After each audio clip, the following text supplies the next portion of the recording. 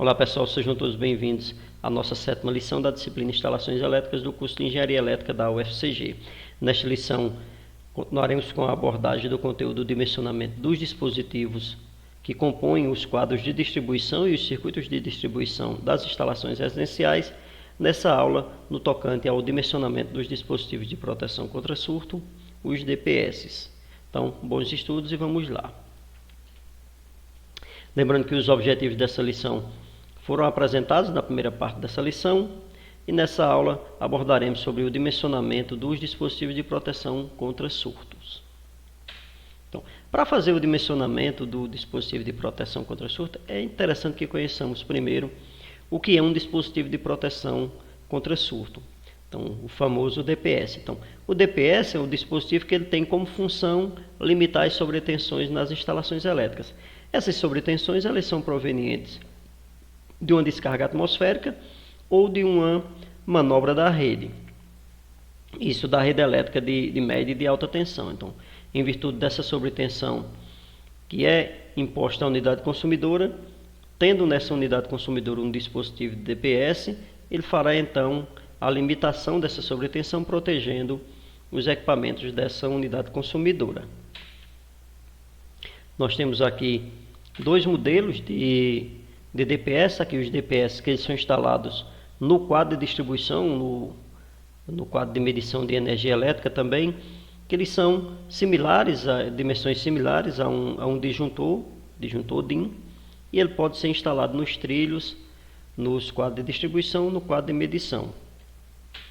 Já se você quer instalar um DPS especificamente em um equipamento, aí você pode utilizar tanto esse perfurante, que você instala diretamente no condutor de alimentação, e em circuitos de iluminação, lâmpadas de LED ou luminárias, aí você pode utilizar também esse tipo de DPS que ele é específico para circuitos de iluminação. Como apresentado, o DPS ele tem como função limitar esses surtos de tensão, a tensão que é proveniente de uma manobra ou descarga atmosférica, ele limitar essa sobretensão nos equipamentos da instalação elétrica. Então, essa sobretensão, através, por exemplo, de uma descarga atmosférica, essa descarga atmosférica ela pode atingir diretamente a rede elétrica ou atingir pontos vizinho à edificação, e nesse caso, a edificação e os componentes da edificação eles serão também submetidos a essa sobretensão. Então, se você não tem um DPS naquela instalação, eventualmente em um equipamento da sua instalação ele pode vir a danificar em função dessa sobretensão que foi imposta aos terminais. Essa sobretensão também ela pode ser proveniente de uma descarga atmosférica que atinge a própria estrutura também. Nesse caso aqui nós temos a ilustração de uma descarga atmosférica que atinge a estrutura e nesse caso também provoca sobretensões no interior da edificação, e essas sobretensões podem atingir os equipamentos elétricos. Então, quando a instalação é submetida a uma sobretensão, há então alteração na amplitude dos sinais de tensão daquela rede elétrica, e esses sinais de tensão, você tanto pode ter correntes aí oriundas em função da descarga atmosférica na sua rede elétrica na ordem aí de 100 kA, e você pode ter tensões induzidas nos circuitos terminais, nos equipamentos da sua instalação elétrica, também aí na ordem de 4 kV ou até tensões superiores. Então, nesse caso aqui nós temos a ilustração de um sinal de tensão com picos de sobretensão, esses picos de sobretensão provocados por descargas atmosféricas. Então, a função do DPS, como foi informado, é limitar essa sobretensão nos equipamentos. Então, nós temos aqui uma sobretensão originária, possivelmente de uma descarga atmosférica, e quando você tem um DPS instalado na sua edificação, então parte dessa tensão aqui é limitada, é como se o DPS ele cortasse esse sinal tracejado aqui da tensão, impondo sobre o equipamento esse sinal de tensão que é limitado aqui a UP, que nós definiremos mais adiante. Então isso aqui é um esquema simples de operação de um DPS. Então você tem o sinal com sobretensão lá nos terminais do seu equipamento, onde estão instalados os DPS ou o DPS, essa tensão é então limitada a um valor que não vai provocar a queima do seu equipamento elétrico. É interessante que esses DPS, na sua instalação, eles sejam instalados tanto nas linhas elétricas, nas tomadas, nos circuitos de iluminação, no quadro de distribuição, enfim, dependendo da necessidade do projeto daquela edificação, e ele também seja instalado nas linhas de sinal, tanto sinais de telefone, se for através de condutores metálicos, ou nos sinais de antena, de TV, que venham utilizando condutores metálicos. Então, é interessante que o DPS ele proteja tanto os circuitos elétricos, né, os circuitos de iluminação em tubos, como também os circuitos de sinal da sua instalação. Então, para proteger esses equipamentos, é interessante que você conheça a suportabilidade dos equipamentos elétricos da instalação elétrica. Então, por norma, equipamentos eletrônicos, por exemplo, como TVs, eles têm que suportar uma sobretensão da ordem aí de 1,5 kV. Eletrodomésticos como liquidificadores, máquinas, já tem que suportar uma tensão da ordem aí de 2,5 kV. Quadros de distribuição, os equipamentos do quadro lá de distribuição, os disjuntores, eles já tem que suportar sobretensões da ordem aí de 4 kV. Enquanto instalações industriais, quando você tem contatores de energia, por exemplo, que já é uma derivação lá do quadro de distribuição, esses equipamentos têm que suportar sobretensões da ordem aí de 6 kV. Então, em função desse nível de sobretensão ao qual aquele equipamento ele tem suportabilidade, ele suporta aquele nível de sobretensão, você vai então fazer o dimensionamento do DPS adequado para aquela instalação. Por exemplo, você não vai permitir, por exemplo, que a tensão nos terminais de uma TV ela possa ser superior a 1,5 kV. Então, o DPS ele deve limitar essa tensão a no máximo 1,5 kV. Como nós vamos instalar esses DPS na nossa instalação, aí depende principalmente do sistema de aterramento da nossa unidade consumidora. Então, aqui tem uma ilustração que é proveniente da norma 5410, onde a primeira questão é: a linha elétrica de energia que chega à edificação inclui neutro? Então, se você não tem o neutro na sua edificação, por exemplo, se você recebe a rede elétrica a partir de uma rede de média tensão, ou você recebe a rede elétrica através de uma ligação bifásica sem neutro ou trifásica sem neutro, então nesse caso você vai instalar os DPS apenas entre as fases e o condutor de proteção. Se você tem na sua edificação o neutro, aí você já tem uma configuração um pouco diferente da anterior, que instalações alimentadas, que são alimentadas pela rede da concessionária, no nosso caso aqui, elas são instalações que recebem fase neutro ou 3 fases e neutro. Então, nesse caso, a nossa instalação ela possui neutro na nossa instalação, não é? Então, aí o segundo questionamento: o neutro será aterrado no barramento de ecopotencialização principal da edificação? Aí nós temos duas situações. Ele vai ser aterrado? Sim. Então, se ele vai ser aterrado, quer dizer que o condutor PEM, nós temos um ponto de aterramento, então nós temos aí um condutor que ele tem a função de neutro e tem a função de aterramento. Então, nesse caso também, os DPS são instalados entre a fase e o ponto de aterramento e o PEM, não é isso? Agora, se o nosso sistema ele não tem aterramento lá no quadro, ou seja, se o nosso neutro ele é distinto do condutor de proteção, aí nesse caso aqui nós temos duas possibilidades. Nós temos esse esquema de conexão 2 e o esquema de conexão 3. No esquema de conexão 2, observe que há 3 DPS conectados entre a fase 1, fase 2, fase 3 e o condutor de aterramento, e nós temos um outro DPS conectado entre o neutro e o condutor de aterramento, no caso aqui o condutor de proteção.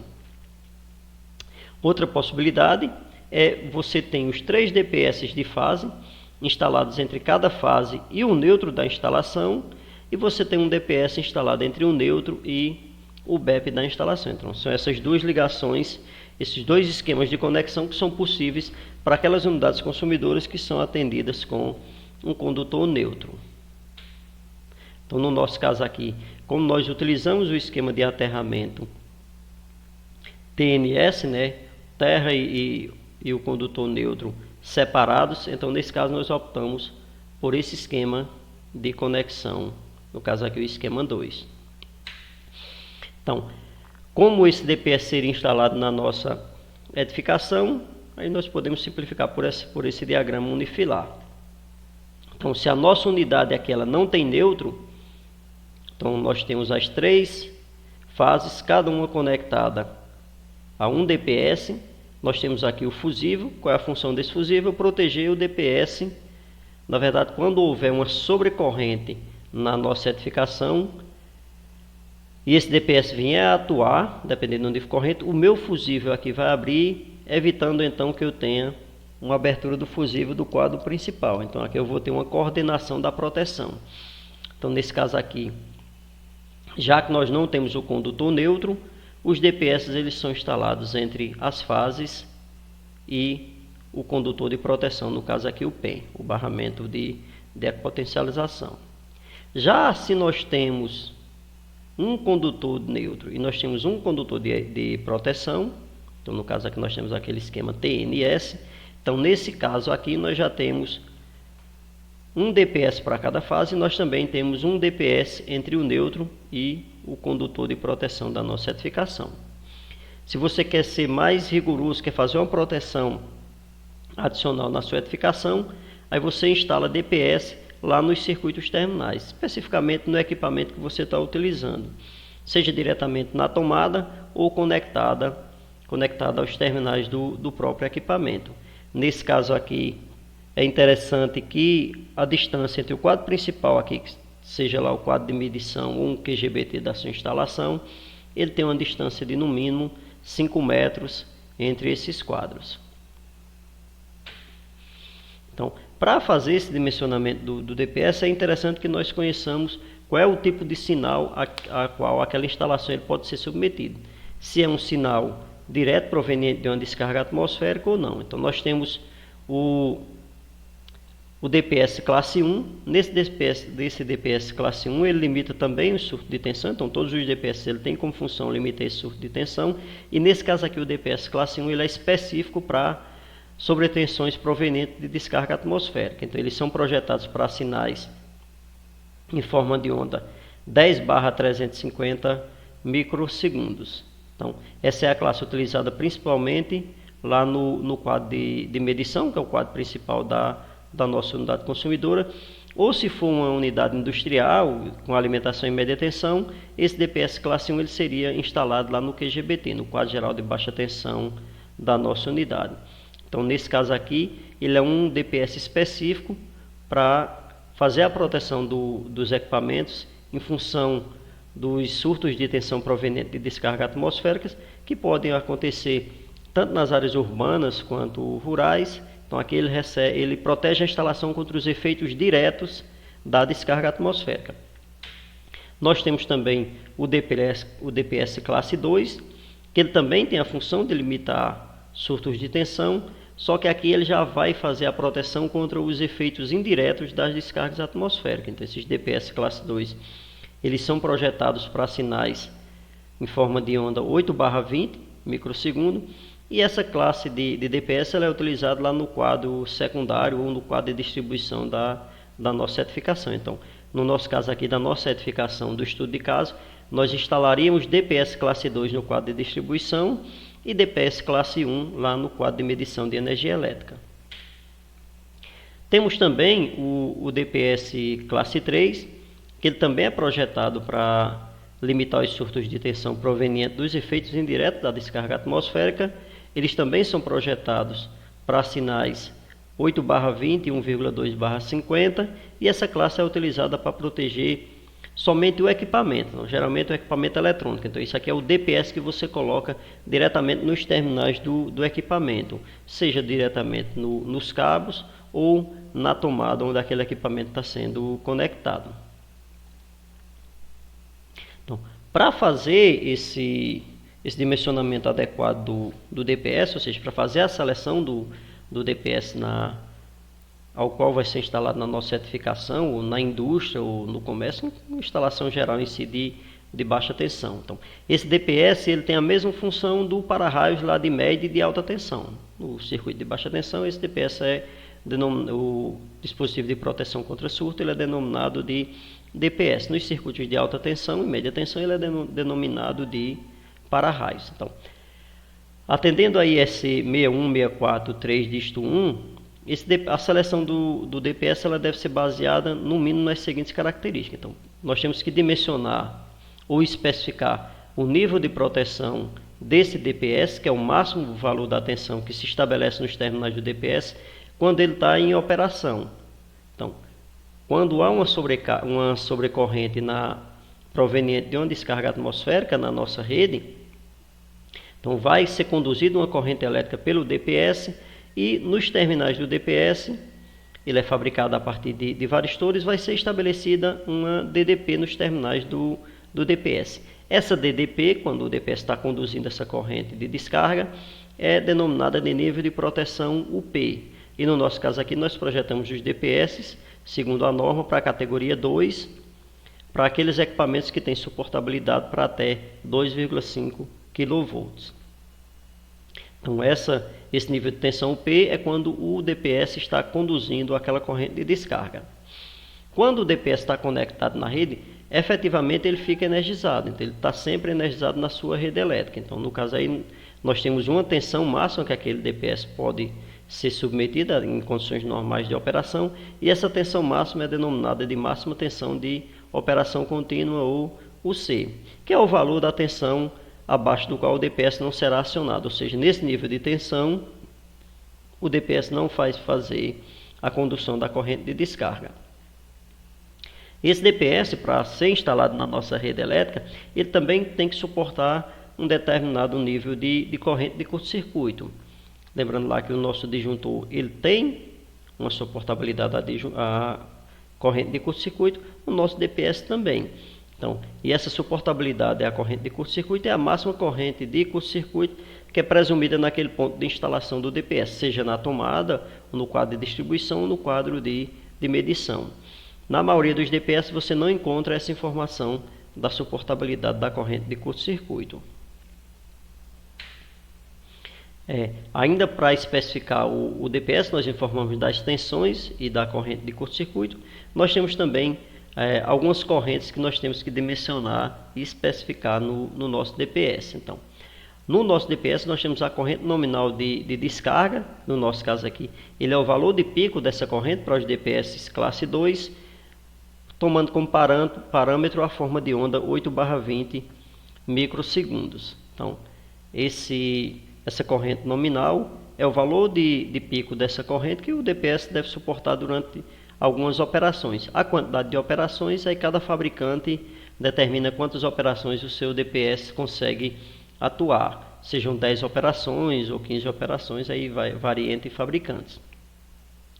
Nós temos também a corrente máxima de descarga. Aí é o valor de pico também dessa corrente de 8/20 microsegundo, também para um DPS classe 2, e nesse caso aqui é o valor máximo da corrente que o DPS deve suportar pelo menos durante uma operação. Então, geralmente, a relação entre esse máximo e N é 2 vezes. Você tem um DPS, por exemplo, de 30 kA, a corrente máxima é de 60 kA. Então, em condições normais, um DPS, por exemplo, de 30 kA com IN de 30 kA, ele opera 10 ou 15 vezes. Aí, para 60 A, esse DPS ele vai possibilitar a operação de pelo menos uma vez. Então, isso aqui são as especificações para os DPS classe 2. Já para o DPS classe 1, que é aquele que é conectado lá no quadro principal da nossa unidade, que é proveniente dos efeitos diretos da descarga atmosférica, e a corrente que nós enquadramos o DPS é a corrente de impulso. Então, nesse caso, essa corrente de impulso é para a forma de onda 10/350 microsegundo, para o DPS classe 1, e ele deve suportar pelo menos em uma operação essa corrente de impulso, no caso aqui para o DPS classe 1. Então, desde que os DPS tenham atendido aqueles requisitos lá da especificação, da norma, aí nós podemos então instalar esses DPS na nossa instalação. Então, você pode instalar o DPS somente no quadro principal, ou no quadro principal e no quadro de distribuição, ou no quadro principal, no quadro de distribuição e também nas tomadas. Quem vai definir aonde eu vou instalar os DPS? No caso das instalações elétricas, nós fazemos uma análise de risco da instalação, isso é enquadrado no projeto de SPDA, de PDA, na verdade, que é proteção contra descargas atmosféricas. E lá, dependendo do risco da sua instalação, você consegue reduzir esse risco instalando DPS apenas classe 1, lá no medidor de energia. Se tiver um risco mais elevado, há necessidade de instalar também DPS classe 2. E se o risco for muito alto, aí você instala também DPS classe 3.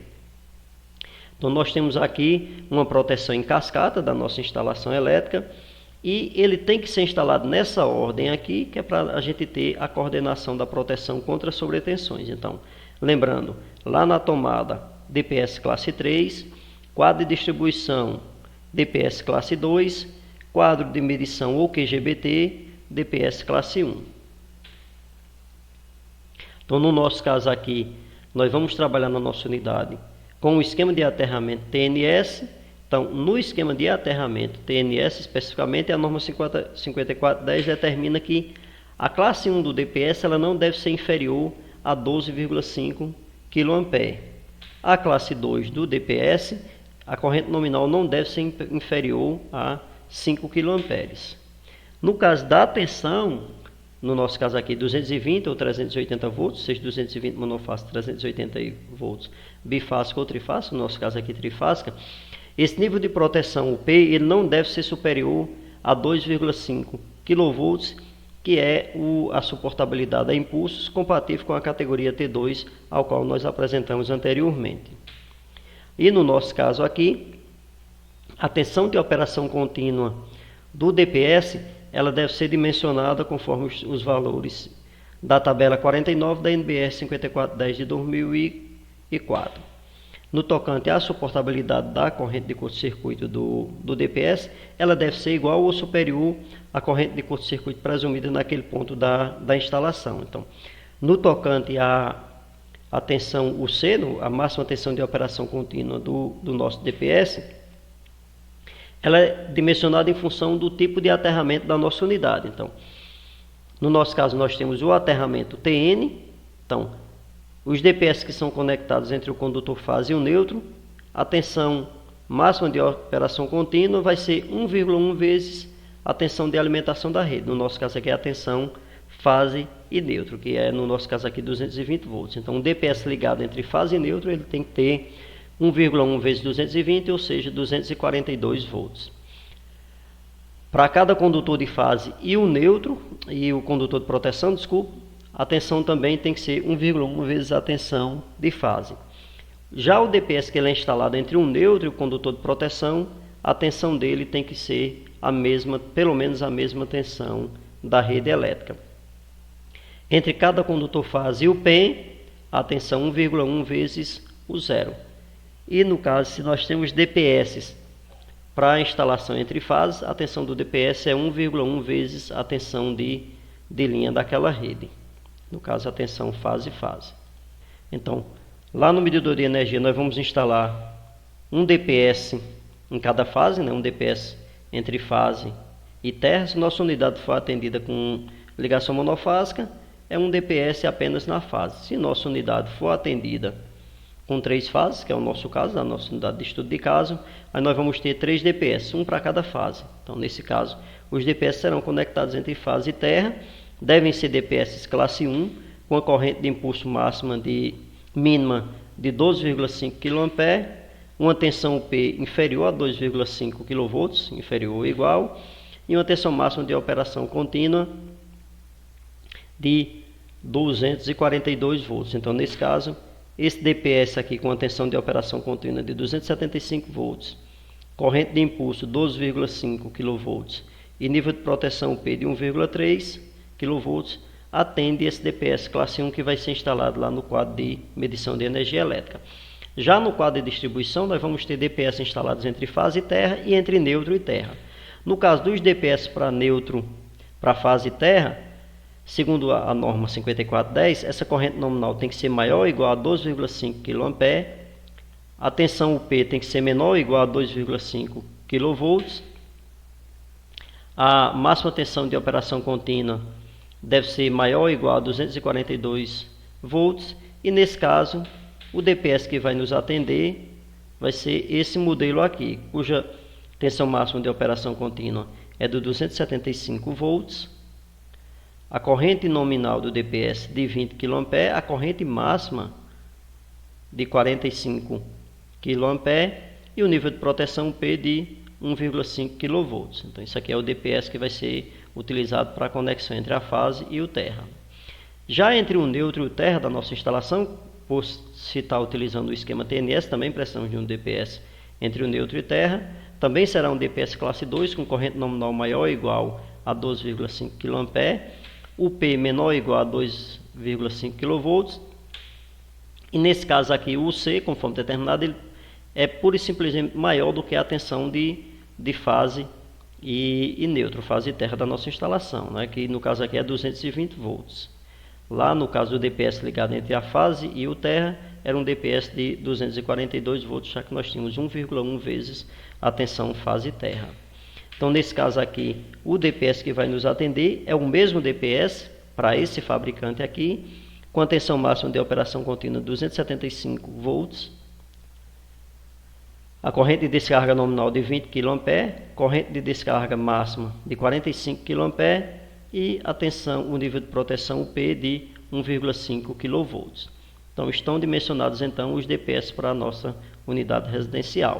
Então vimos nessa aula as diretrizes para o dimensionamento dos dispositivos de proteção contra sobretensão, os DPS para as instalações, se aplicam tanto a instalações residenciais como instalações comerciais e industriais. Não deixe de assistir a nossa próxima videoaula. Nela abordaremos sobre o dimensionamento do quadro de cargas da nossa unidade consumidora. Então, até o próximo vídeo.